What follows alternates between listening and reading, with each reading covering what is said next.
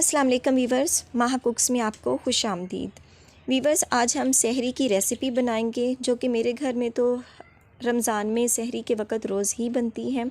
तो इसको मैं आपके साथ शेयर कर रही हूँ।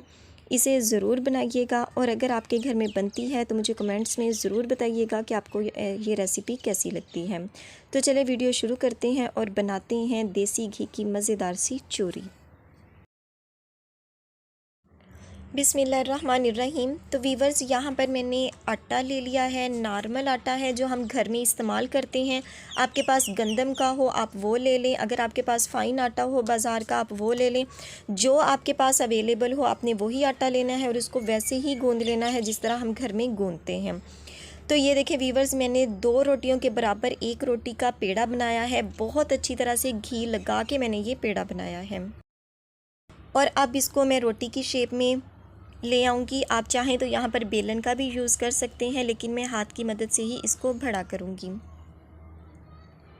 तो वीवर्स, ये देखें, बग़ैर घी लगाए हुए मैंने इस तरह एक चपाती को बना लिया है।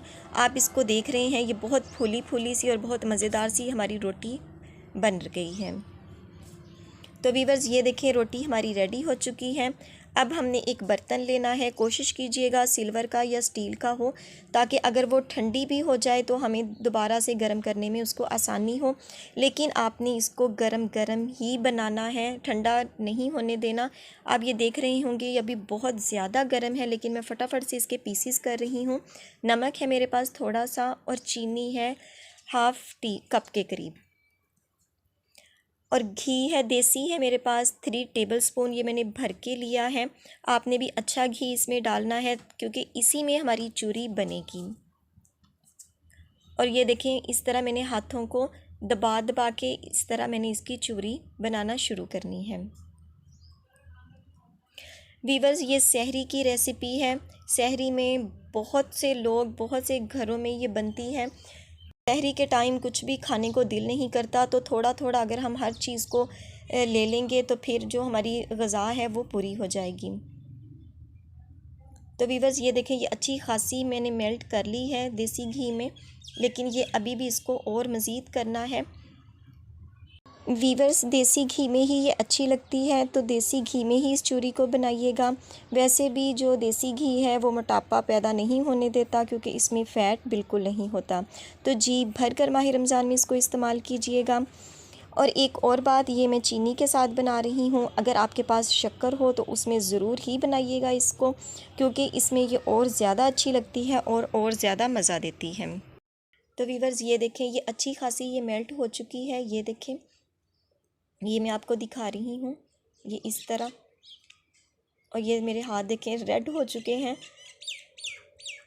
और अब इसमें मैं कुछ मेवा जात शामिल करूँगी। ये खोपरा है मेरे पास, इसको बारीक मैंने कद्दूकश कर लिया है। ये बिल्कुल ऑप्शनल है, लेकिन आप ज़रूर इसमें डालिएगा। बादाम है, ये इस तरह मैंने बारीक बारीक पीसेस कर लिए थे।